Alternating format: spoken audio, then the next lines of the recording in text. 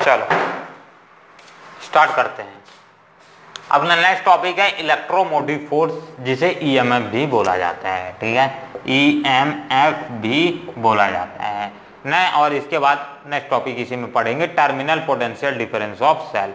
Terminal potential difference क्या होता है? सबसे पहले बात कर लेते हैं इलेक्ट्रोमोटिव फोर्स और ईएमएफ, ईएमएफ ऑफ सेल, जिसे ईएमएफ भी बोला जाता है एक सर्किट का। तो इलेक्ट्रोमोटिव फोर्स होता क्या है? इलेक्ट्रोमोटिव फोर्स सिंपल टाइप से आप समझ सकते हो, एनर्जी है। ठीक है, electromotive force is energy spent.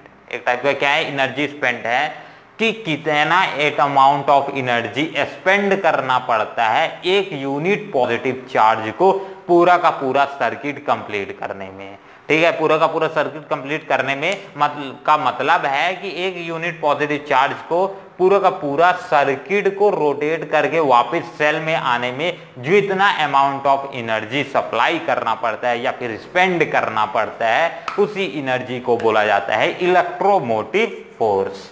समझ आया? चलो, तो इलेक्ट्रोमोटिव फोर्स का कॉन्सेप्ट समझ आया। ठीक है, अब आगे बात करते हैं। नेक्स्ट अपना टॉपिक है terminal potential difference. What is terminal potential difference? Terminal potential difference होता क्या है? ये मैं आपको एक सेल दिखा रहा हूं, इसी के सेल से समझ आ जाएगा। ठीक है ना। टर्मिनल पोटेंशियल डिफरेंस मतलब दो जो इलेक्ट्रोड होंगे, पॉजिटिव इलेक्ट्रोड और नेगेटिव इलेक्ट्रोड। ठीक है, पोटेंशियल, टर्मिनल पोटेंशियल डिफरेंस का मतलब होता है दो इलेक्ट्रोड के बीच में जितना पोटेंशियल जनरेट होगा, जितना पोटेंशियल POTENTIAL जितना पोटेंशियल जनरेट होगा, उसी पोटेंशियल को बोला जाता है terminal potential difference of cell.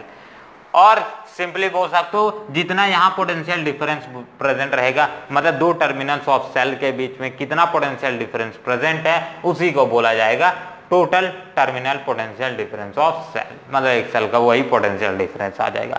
तो डिफरेंट सेल्स का डिफरेंट पोटेंशियल होता है। अब ये क्रिएट किया जाता है कि भाई इसका वोल्टेज कितना होना चाहिए, 10 वोल्टेज। ठीक है, तो उसके हिसाब से उसका पोटेंशियल डिफरेंस रहेगा। कोई बैटरी रहती है 1000 वोल्ट की, तो उसका वोल्टेज भी उसी के हिसाब से रहेगा। तो डिफरेंट वेक्टर, इसका मतलब डिफरेंट वोल्टेज। चलो ठीक है, पोटेंशियल डिफरेंस अब समझ आ गया। अब आता है इसी में पोटेंशियल डिफरेंस में दो केसेस इंपॉर्टेंट है। ठीक है, एक हो सकता है कि अगर बैटरी को चार्ज किया जा रहा हो या फिर सेल जो भी है हमारे पास उसको चार्ज किया जा रहा हो, तो ठीक है, एक चार्जिंग पोटेंशियल आता है और दूसरा आता है डिस्चार्जिंग पोटेंशियल। तो उसको भी लिख लेते हैं, चार्जिंग पोटेंशियल, दूसरा आता है discharging potential, DISCHARGING, discharging potential. Charging potential क्या होता है और डिस्चार्जिंग पोटेंशियल क्या होता है? देखो, चार्जिंग पोटेंशियल होता है जब कब प्रोड्यूस होता है, चार्जिंग पोटेंशियल तब प्रोड्यूस होता है जब किसी सेल को तो जनरली चार्ज नहीं किया जाता है, बैटरी को चार्ज किया जाता है। ठीक है, किसी बैटरी को चार्ज किया जाता है तो उस समय कौन सा प्रोड्यूस होता है पोटेंशियल? चार्जिंग पोटेंशियल प्रोड्यूस होता है।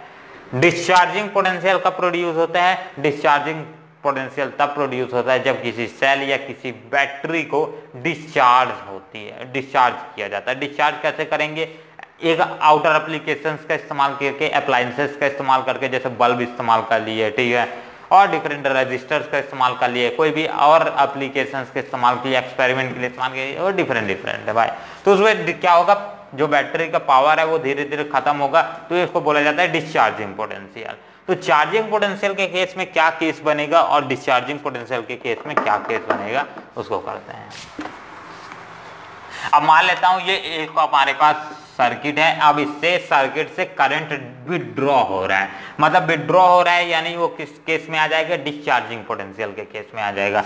तो उसके लिए केस क्या बन जाएगा डिस्चार्जिंग पोटेंशियल के लिए? V is equals to E minus IR। ठीक है, क्या आ जाएगा? V is equals to E minus IR। ठीक है, जो R रहेगा वो बैटरी का कंसीडर करते हैं, इसलिए इसको स्मॉल r मान के। ठीक है ना। Small R internal resistance, cell का इंटरनल रेजिस्टेंस मान के चलेंगे। क्लियर है। चलो अब आता है next charging potential. Charging potential होता है जब बैटरी को चार्ज किया जाता है। मान लो इसको क्या कर रहा हूं, इससे करंट विथड्रॉ तो नहीं कर रहा हूं बट इसमें चार्जिंग को प्रोवाइड कर रहा हूं, ठीक है, वोल्टेज को प्रोवाइड कर रहा हूं या फिर करंट को प्रोवाइड कर रहा हूं इसमें, तब ये आ जाएगा अनदर, इसको इस तरह से, ठीक है, ज्यादा पोटेंशियल का कोई चीज लगा देंगे तो वो चार्ज होना चालू हो जाएगा, ये डिस्चार्ज होगा पर ये चार्ज होना चालू हो जाएगा। अब इसको एक वायर से जोड़ दो, ठीक है, ये डिस्चार्ज होगा ये चार्ज होगा, सिंपल सा केस। अब चार्जिंग पोटेंशियल का केस मैंने क्रिएट कर दिया, तो अब क्या आ जाएगा इस वाले केस के लिए, इसमें तो डिस्चार्जिंग पोटेंशियल आ रहा है बट इसमें चार्जिंग पोटेंशियल आ रहा है जो कि इक्वल है V is equal to E plus IR, ठीक है। पहले नेगेटिव हो रहा था ये IR, अब यहाँ क्या हो रहा है पॉजिटिव हो रहा है, ठीक है। ये सिंपल सा दो केस आ गए, सिंपल चार्जिंग पोटेंशियल और डिस्चार्जिंग पोटेंशियल। अब एक और नया केस आ जाता है, चार्जिंग पोटेंशियल डिफरेंस हो गया, डिस्चार्जिंग पोटेंशियल डिफरेंस, एक और थर्ड केस, ठीक है। थर्ड केस में मान लो कोई काम नहीं हो रहा है, ये भी कोई काम का नहीं है, ये भी जुड़ा नहीं है, ये भी जुड़ा नहीं है, सिंपल ये इस तरह से सर्किट अपना, यानी एक बैटरी इस तरह से स्टोर्ड है, रखा हुआ है, तब उस समय उसका पोटेंशियल क्या होगा, उसका पोटेंशियल भाई उसमें से कोई करंट तो विड्रॉ नहीं हो रहा है, मतलब उसमें I की वैल्यू क्या होगी, 0 होगी। जब I की वैल्यू 0 होगी तो V is equal to E और I इंटू R, I की वैल्यू 0 तो ये क्या वैल्यू आ जाएगा, पूरा का पूरा 0, मतलब मेरे पास V is equal to E आ जाएगा जब बैटरी यूज ही में नहीं है, ठीक है। नो करंट इज विड्रॉ, या फिर नो करंट लिख दो, no current is withdraw, withdraw की स्पेलिंग WITHDRAW, विड्रॉ, ठीक है ना। जब कोई करंट विड्रॉ नहीं होगा या फिर सिंपल स्टोर्ड बैटरी जैसे होती हैं उनके केसेस में ऐसा होता है। मतलब यहाँ यह समझ आया, मतलब वोल्टेज भी पोटेंशियल सॉरी वोल्टेज भी EMF के इक्वल आता है, V is equal to E। यही था पुराने वाले क्वेश्चन में, पुराने वाले जो लेक्चर करे थे उसमें ये वाला डाउट आ रहा था सबके अंदर, उसका डाउट का क्लियरेंस हो गया। चलो ठीक है, इसका एक स्क्रीनशॉट ले लो, फिर फटाक से आगे बढ़ते हैं। वो चार्जिंग पोटेंशियल डिफरेंस है ना, उसके डिफरेंस आगे लिख लो, ये भी आ जाएगा डिफरेंस, ठीक है। डिफरेंस की बात कर रहे हैं, ये भी आ जाएगा डिफरेंस, ये भी डिफरेंस लिख लेना, ये भी। अब एक स्क्रीनशॉट ले लो, ठीक है, कंप्लीट हो गया। चलो अब आता है दो केसेस रेजिस्टेंस के केस में आएगा। पहला केस किसके लिए आएगा भाई, जबकि अपना कौन सा केस आएगा, सीरीज के लिए। दूसरा आता है पैरेलल के लिए। अपने पास कोई भी सर्किट है या तो उसमें रेजिस्टेंस जो है RESISTANCE, रेजिस्टेंस क्या होता है वो पहले ही पढ़ चुके हैं। एक ऐसे ये टाइप का इंस्ट्रूमेंट होता है जो करंट को अपोज करता है, ठीक है। रेजिस्टेंस को R से डोनेट किया जाता है। अब रेजिस्टेंस दो ही, एक पूरा का पूरा सर्किट में दो ही टाइप में प्रेजेंट हो सकते हैं, या तो वो सीरीज में प्रेजेंट होंगे SERIESE सीरीज में प्रेजेंट होंगे, या तो दूसरा पैरेलल में, ठीक है, SERIES सीरीज, ठीक है, दो ही केस में प्रेजेंट होंगे। अब सीरीज के केस में क्या आएगा, मतलब सीरीज का केस किस तरह से आता था, सिंपल इस तरह से, एक रेजिस्टेंस R प्रेजेंट है, उसके बगल में एक और R2 प्रेजेंट है, फिर उसके बगल में एक और करंट रेजिस्टेंस प्रेजेंट है R3। ये सिंपल सा डायग्राम आ जाएगा सीरीज का। पैरेलल का कैसा आ जाएगा, एक रेजिस्टेंस यहाँ प्रेजेंट है R1 और इसी के जस्ट नीचे एक और रेजिस्टेंस प्रेजेंट है R2 और इसी के जस्ट नीचे एक और रेजिस्टेंस प्रेजेंट है R3, ठीक है। अब ये एक पोटेंशियल से कनेक्टेड है, इस तरह से पोटेंशियल से, और ये किस तरह से पोटेंशियल से कनेक्टेड है, इस तरह से। तो ऊपर वाला केस सीरीज के लिए आ जाएगा, नीचे वाला केस पैरेलल के आ जाएगा। एक स्क्रीनशॉट हो जाए भाई। चलो सिंपल सा था। अब इसमें किस तरह से ये सीरीज और पैरेलल का केस आता है ये अपने को देखना है एक एक करके। सबसे पहले सीरीज देख लेते हैं, फिर पैरेलल देख लेंगे। सीरीज के केस में क्या होता है, जो भी अपने पास चीजें रहती हैं, मतलब सिंपल बोलेंगे, सीरीज के केस में जो भी अपने पास रजिस्टर्स होते हैं वो एक के बाद एक के बाद एक के बाद एक बाय कंटिन्यूअस वे में प्रेजेंट रहते हैं, ठीक है। मान लेता हूं यही अपने पास एक सर्किट दिया गया है, इसमें R1 R2 ये R3 इस टाइप से रेजिस्टेंस प्रेजेंट है, ठीक है। चलो अब सीरीज के केस में होगा क्या, जो अपने पास जो भी वोल्टेज रहता है, अब जो भी अप्लाइड पोटेंशियल रहता है, पोटेंशियल इज सेम, ठीक है। V is same for all cases, सभी केसेस के लिए V की वैल्यू क्या होती है, सेम, ठीक है। V की वैल्यू सीरीज के लिए सेम होती है। तो V इज इक्वल्स टू क्या आ जाएगा, V is equals to I into R। नहीं, पोटेंशियल कभी सेम ही नहीं हो सकता सब में। सीरीज के केस में पोटेंशियल किसी भी रेजिस्टेंस में सेम नहीं हो सकता। क्यों सेम नहीं हो सकता ये देखते हैं, ठीक है ना। अभी ये आया मेरे दिमाग में, सेम नहीं होगा, इसकी जगह करंट ही सेम होगा, ठीक है। ऐसा क्यों होगा ये भी देख लेते हैं। देखो अगर पोटेंशियल सभी के लिए सेम होगा तो मतलब इसमें भी पोटेंशियल सेम रहेगा, इसमें भी पोटेंशियल सेम रहेगा, इसमें भी पोटेंशियल सेम रहेगा, बट ऐसा हो नहीं सकता, क्योंकि जो पोटेंशियल अप्लाइड होगा तो इसमें सबसे ज्यादा पोटेंशियल अप्लाइड होगा, फिर इसके बाद यही पोटेंशियल नेक्स्ट वाले में पोटेंशियल ट्रेवल कर रहा है। ये पोटेंशियल सेम कब होंगे, पैरेलल के केस में सेम होंगे। मतलब अगर रेजिस्टेंस R1 इस तरह से प्रेजेंट है, R2 इस तरह से प्रेजेंट है, ठीक है, ये सर्किट इस तरह से जुड़ी है R1 R2। अब इस केसेस में जो पोटेंशियल यहाँ से V निकला, ये पोटेंशियल ऊपर भी जाने का चांसेस उतना ही है और नीचे भी चांसेस का उतना है। मान लेता हूँ ये टोटल मेरे पास पोटेंशियल V है, V पोटेंशियल अप्लाइड हो रहा है, ठीक है। अब ये जो पोटेंशियल है यहाँ पास से मान लेता हूँ V1 पोटेंशियल और ये V2 पोटेंशियल, तो जितना पोटेंशियल ऊपर वाली सर्किट में जाएगा उतना ही पोटेंशियल नीचे वाले सर्किट में भी जाएगा, ठीक है। तो इस केस में, ये वाले केस में आपका टोटल करंट इक्वल होंगे, ठीक है। करंट क्या हो जाएगा, सभी के लिए इक्वल आ जाएगा, ठीक है। देख इसका स्क्रीनशॉट हो जाए फिर आगे बढ़ते हैं, ठीक है। चलो तो ये वाला केस को मिटा दे रहा हूँ, ये आगे वाला पढ़ेंगे तो आगे में देख लेंगे। तो इसके लिए क्या हो जाएगा, सभी के लिए पोटेंशियल डिफरेंट होगा, करंट की वैल्यू सेम होगी, ठीक है। करंट क्योंकि अप्लाई हो रहा है, इसमें से I करंट निकल रहा है, तो यही I करंट इसमें भी है, I करंट इसमें भी है, I करंट इसमें भी है।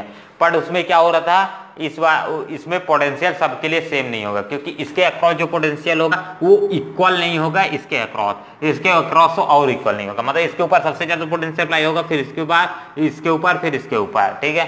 रेजिस्टेंस के ऊपर डिपेंड करता है, अगर R सब वैल्यू सबके लिए सेम है, ठीक है ना, रेजिस्टेंस के ऊपर भी डिपेंड करता है। चलो छोड़ो, तो अब आता है सीरीज के केस में। सीरीज के केस में करंट सबके लिए सेम होगा, तो मैं क्या लिख सकता हूँ, नेट पोटेंशियल मतलब V is equals to V1 plus V2 plus V3, मतलब 3 टोक रजिस्टर है तो 3 पोटेंशियल हो जाएगा। सिंपली सबकी जगह V is equals to V1 की जगह क्या लिख सकता हूँ, I इंटू R1, ठीक है। V2 की जगह क्या लिख सकता हूँ, I इंटू R2, ठीक है। V3 इज इक्वल्स टू क्या लिख सकता हूँ, I इंटू R3। यहाँ भी V is equals to I R लिख सकता हूँ, I into R, net R, ये क्या आ जाएगा, नेट R। तो ये I सबके लिए I इक्वल होगा, तो I मैं क्या कर सकता हूँ, कट कर सकता हूँ। तो R net is equals to R1 plus R2 plus R3, तो ये आ जाएगा सीरीज के केस का फॉर्मूला, ठीक है ना। कैपेसिटेंस में यही चीज उल्टी होती थी, अपन यही पढ़ चुके थे कैपेसिटेंस में, ठीक है, पर इसका उल्टा होता था सीरीज के लिए। चलो तो ये पहला केस कंप्लीट। अब आता है दूसरा, रेजिस्टेंस हो गया सीरीज के केस के लिए। अब पैरेलल के केस के लिए बात कर लेते हैं।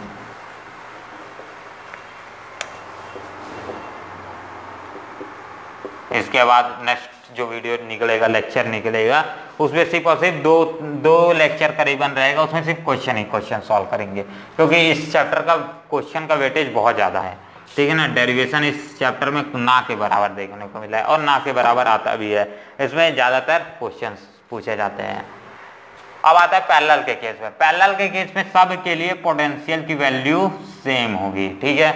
मान लेता हूँ ये मेरे पास एक सर्किट दिया गया है, इस तरह से R रेजिस्टेंस प्रेजेंट है, 3 रेजिस्टेंस मान लेता हूँ, ठीक है।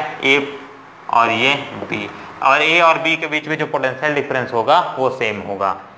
तो इसमें मान लेता हूँ ये R1 रेजिस्टेंस है, ये R2 रेजिस्टर है, ये R3 रेजिस्टर है, तीनों के तीनों रेजिस्टर कंप्लीट। तो अपना क्या लिख सकता हूँ, I is equals to I1, क्योंकि करंट सब में क्या आ जाएगा, डिफरेंट डिफरेंट जाएगा, तो I1 plus I2 plus I3 लिख सकता हूँ। तीन केसेस के लिए तीन फॉर्मूला लिख सकता हूँ। अब ओम्स लॉ से क्या लिख सकते हैं, V is equals to IR, तो I इज इक्वल्स टू क्या लिख सकता हूँ, I is equals to V by R। Simple सबके लिए यही इस्तेमाल करो। तो I इज इक्वल्स टू क्या लिख सकता हूँ, V बाय R, ये पहले केस के लिए आ जाएगा।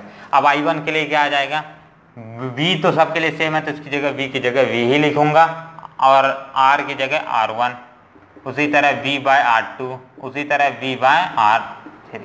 इन सब में V कैंसल हो जाएगा।